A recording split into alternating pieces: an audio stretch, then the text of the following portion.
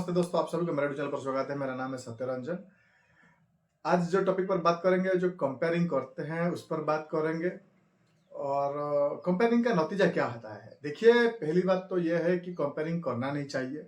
और खासकर जो गलत कंपेयरिंग करते हैं वो करके तुम सिर्फ किसी को तुम्हारा नियत बताते हो, समझ रहे हो। और बात रही कंपेयरिंग की, जो खासकर फाइनेंशियल वर्ल्ड में होता है, वहां पर करने का मतलब ये होता है कि तुम कौन सी कंपनी का क्या अच्छा ही है या फिर किसी कंपनी में क्या दिक्कत है वो आपको पता चलता है। ये फाइनेंशियल वाले में होता है। लेकिन खासकर अगर और किसी बारे में आप कंपेयरिंग करते हो, उसका उसके बेसिस पर तुम क्रिटिसाइज करते हो, तो अगर या फिर बैड कमेंट करते हो, तो कहीं ना कहीं ये सही नहीं होता है।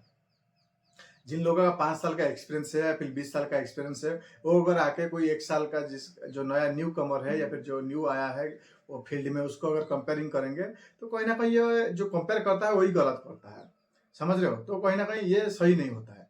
और खासकर देखोगे इंडिया में कहीं ना कहीं ऐसा लगता है कि कंपेयरिंग को बहुत ज्यादा प्रायोरिटी मिलता है। इसे इसलिए भी हो सकता है कि बहुत लोग फ्री में बैठे हैं या फिर उनका कोई काम नहीं होता है, तो लगातार ये जो क्रिटिसाइज हो या फिर कंट्रोवर्सी है, लगातार जानबूझकर क्रिएट किया जाता है, या फिर कंट्रोवर्सी जानबूझकर क्रिएट किया जाता है, चाहे वो क्रिकेट के रिलेटेड हो या फिर सिनेमा के रिलेटेड हो। एक तो होता है कि जो ओपिनियन देता है वो नॉलेज के हिसाब से या फिर कुछ लॉजिक होता है उसमें कंपेयर करने के वजह से। और कुछ लोग कहते हैं सिर्फ उनको कंपेयरिंग करके वो उसको मजाक आता है।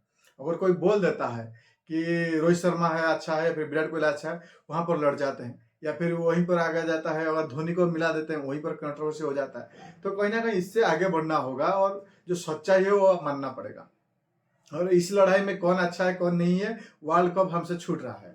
तो कहीं ना कहीं इस पर समझना बहुत जरूरी है। और मैं हर बार देख रहा हूँ कि कहीं ना कहीं लोग जो है बहुत चीजें जो रिलेट करते रहते हैं, या फिर कंट्रोवर्सी जानबूझकर क्रिएट किया जाता है कि वो जानबूझकर क्या है, उनका न्यूज़पेपर में उनका नाम लेकर आएगा या फिर ऐसा कुछ होगा। बहुत सारे लोग जैसे पीआर एजेंसी होता है, वहां पर जानबूझकर लोग कुछ कंट्रोवर्सी क्रिएट करते हैं या फिर ऐसा स्टेटमेंट देते हैं जिसके लिए कुछ ना कुछ फिर लोग बोलेंगे, या फिर जिसके बारे में वो बोलेगा वो फिर दोबारा किसी बोलेगा। लेकिन उनके बीच में हम जो नॉर्मल यूथ है, हमारे जैसे लोग जो हैं, उनके बीच में फंसे जाते हैं कि इसने क्या बोला, फिर ये बोलने के बाद वो क्या बोला।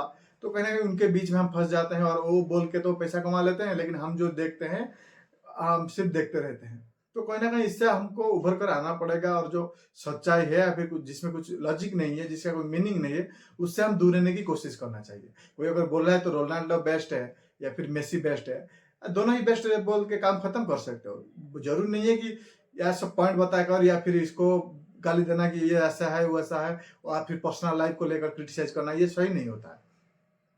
दोनों बॉस बेस्ट है बोल के काम खत्म कर सकते हो। या फिर ये इसमें दोनों ही अच्छा खेलते हैं, दोनों ही अच्छे स्पोर्ट्स पर्सन है, तो इसको लेकर कंट्रोवर्सी करना है या फिर इसको लेकर कॉम्पीट करना है एक दूसरे के साथ है कि मैं बेस्ट हूँ, मेरा जो मैं जिसका फैन हूँ वो बेस्ट है या फिर मैं जिसका फैन हूँ वो बेस्ट है, ये सही नहीं है, समझ रहे हो। तो कहना ना, इसकी जो सोच के हिसाब से हमको आगे आना पड़ेगा, उभर कर आगे आना पड़ेगा। तभी जाके जो है हम कुछ देश के लिए कर पाएंगे, हमारा कंट्री के लिए कुछ कर पाएंगे, या फिर इन्वॉल्वमेंट जो है हमारा इंक्रीज कर पाएंगे कंट्री के लिए। थैंक्स फॉर वॉचिंग दोस्तों, नमस्ते।